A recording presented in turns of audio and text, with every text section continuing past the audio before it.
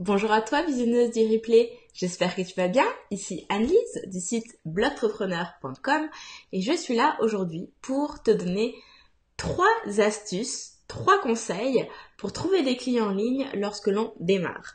Alors laisse-moi un tout petit instant pour vérifier que on m'entend bien, qu'on me voit bien cette fois-ci. Je vais vérifier ça à l'instant sur mon téléphone, histoire de pas commencer à parler dans le vide, ce qui m'est arrivé plus d'une fois, il faut le reconnaître. Vérifier que... Ok, on est bon. Merci à la personne qui me l'a signalé tout à l'heure dans le chat. Alors, ce dont je veux te parler aujourd'hui, c'est comment faire pour trouver des clients en ligne lorsque l'on démarre. Parce que il faut bien se l'avouer, lorsque l'on démarre sur le web, il y a tellement de possibilités qui est à notre portée qu'on ne sait plus toujours par où commencer.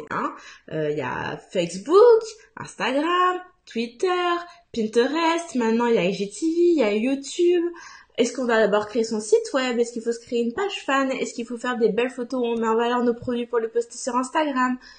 Franchement, on ne sait plus où donner de la tête en fait. Tellement il y a de voies possibles pour essayer d'aller trouver de la clientèle. Et je peux vraiment bien t'en parler puisque Blogtrepreneur, je l'ai créé de ça il y a tout juste 1 an et demi. Et je partais de zéro, moi aussi. J'avais mon site web, je le créais tout juste. Zéro fréquentation, zéro communauté, zéro client, zéro. Donc, il a vraiment fallu que je définisse un plan de bataille pour me permettre de gagner en visibilité et de faire des ventes. Et parce que j'ai testé plein de trucs, je veux partager avec toi le chemin le plus cohérent, rapide, court et efficace pour te permettre de ne pas perdre de temps et de ne pas aller dans des impasses. Et le premier conseil que j'ai à te donner, c'est de choisir une seule plateforme et de t'y tenir. Et je sais que ça va à l'encontre de tout ce que tu peux entendre un peu partout, mais je vais t'expliquer pourquoi est-ce que je te conseille ça.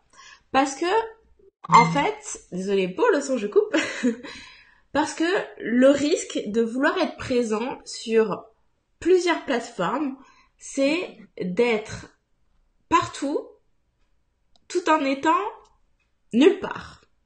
En fait, c'est vraiment prendre le risque de d'éparpiller notre temps, notre processus créatif sur différentes plateformes et avoir des petits embryons de communautés un petit peu disséminés à droite à gauche sur le web. Sauf que notre objectif étant de construire une solide audience auprès de laquelle promouvoir nos produits et nos services, nous avons plus intérêt à construire une communauté qui soit consistante à un endroit qu'avoir des petits bouts par-ci par-là. Ok? Donc, comment choisir cette plateforme? Comment définir est-ce que il vaut mieux être sur Facebook, Instagram, Twitter ou ne sais quoi?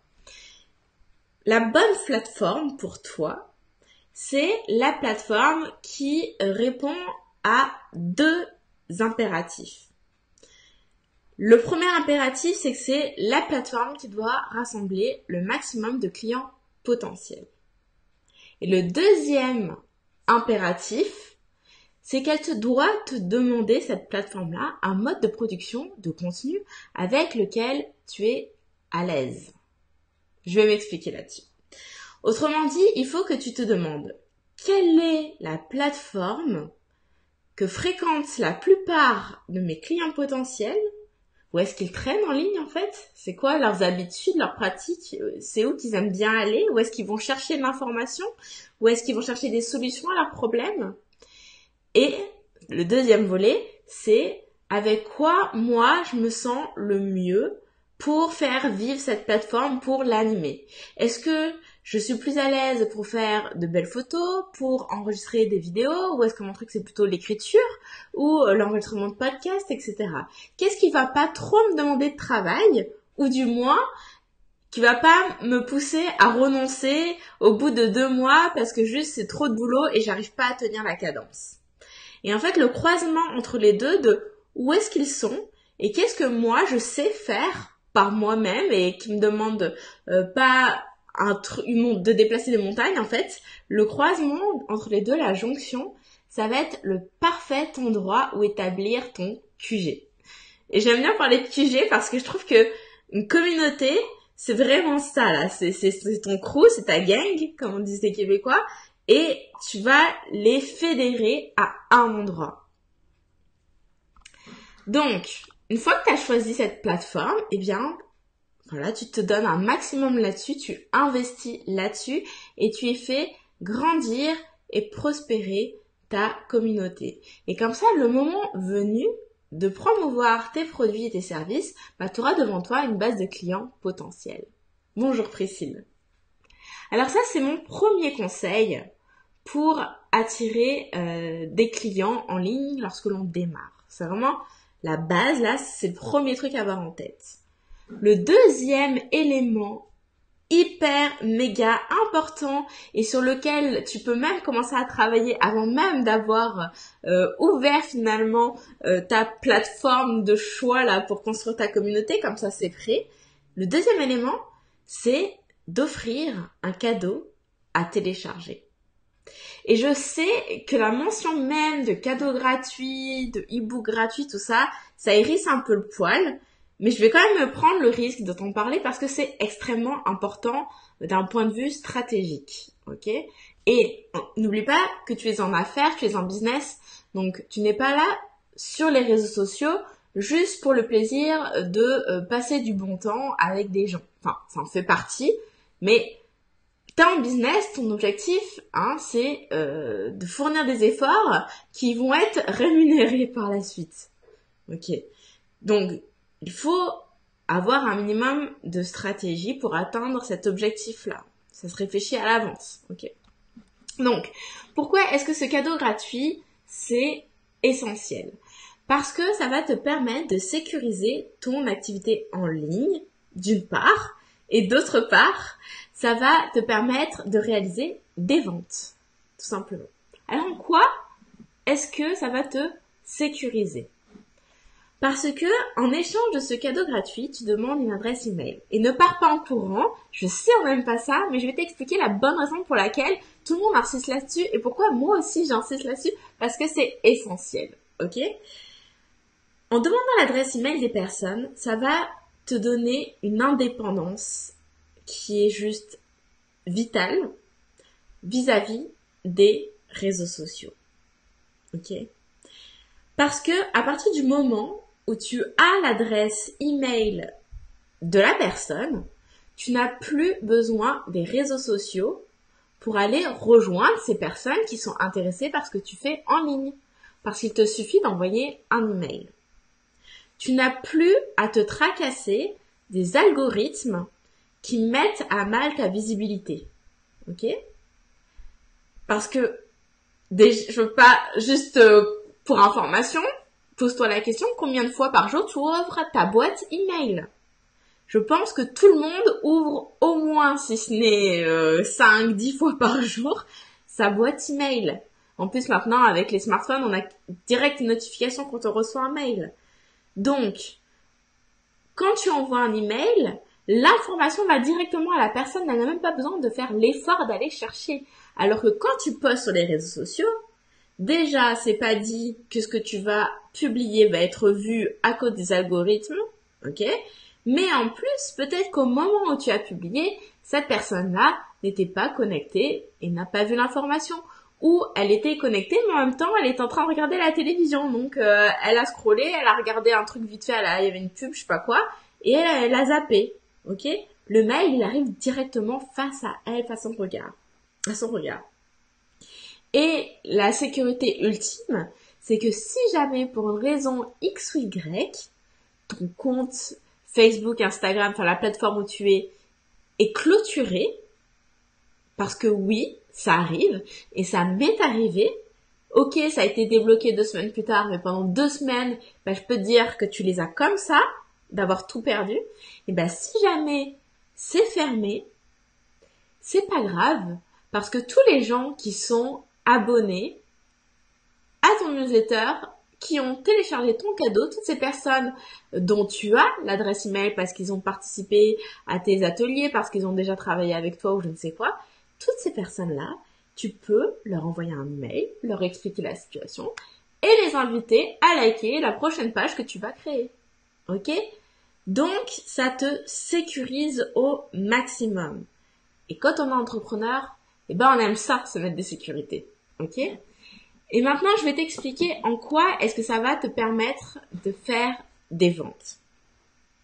Et pour ça, je vais te raconter une petite anecdote que tu as peut-être déjà vu passer sur ma page fan Facebook ou dans mon groupe. Et si tu l'as pas vu, ça renforce ce que je t'explique sur les problèmes d'algorithme parce que je les partage à peu près partout, cette anecdote. Et cette anecdote, c'est Sarah. Ok? Parce qu'on a tous une Sarah dans notre vie. Sarah, c'est cette bonne copine qui est toujours au courant des bons plans. Et non seulement elle est au courant, mais en plus c'est cool parce que elle partage l'info. Elle nous le dit à nous, elle le dit à tout le monde dans son entourage, tu vois. Et du coup, ce bon plan, il se répand comme une traînée de poudre, le bouche à oreille. Ce qui fait que il attire à lui une foule de gens qui sont intéressés par profiter de l'opportunité, d'avoir accès à l'événement, d'avoir un rabais ou de profiter des places disponibles, etc.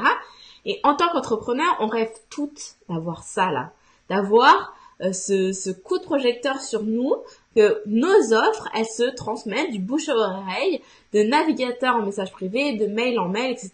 On aimerait bien que ce soit nous dont on n'arrête pas de parler comme ça grâce à Sarah. Il y a toutes les Sarah de la planète. Et comment on fait pour créer cette viralité, pour créer ce buzz et sans pour autant avoir à dévaluer la valeur de ce que l'on offre en offrant par exemple un prix genre à moins 70% là.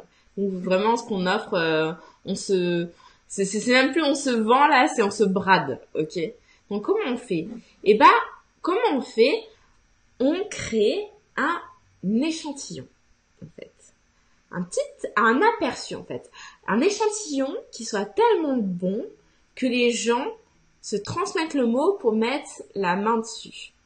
Un échantillon qui donne tellement envie d'acheter que c'est impossible de résister. C'est comme quand on fait les courses au supermarché, souvent le samedi, il y a des dégustations et on goûte un petit biscuit et à la base, là, quand on a vu le stand, on s'est dit, non, j'en ai pas besoin, j'ai pas acheté, mais je suis quand même gourmande, alors je vais juste goûter un petit bout parce que, en plus, j'ai un petit creux là, ça passe bien. Et je goûte le truc et je me dis, mais, putain, c'est vachement bon en fait. Bon, allez, je vais prendre le paquet. Et c'est ça que tu peux créer avec ton échantillon, tu vois. Et puisqu'on est sur le web, le stade ultime, l'idéal, c'est de créer quelque chose, en fait, qui te demande rien à produire, si ce n'est quelques neurones et un petit peu de temps de création, ok? Mais en échange, ça va tout te rapporter. Et là, tu dois dire, mais attends, moi je vends pas des trucs à manger et tout ça, j'ai rien à donner, je suis en ligne, j'offre du service, qu'est-ce que je pourrais bien créer comme échantillon puisque j'ai rien à donner de palpable? Eh bien, si tu te poses cette question, je t'invite à t'inscrire tout de suite, il y a le lien dans la description de cette vidéo, au challenge que j'organise qui va commencer lundi.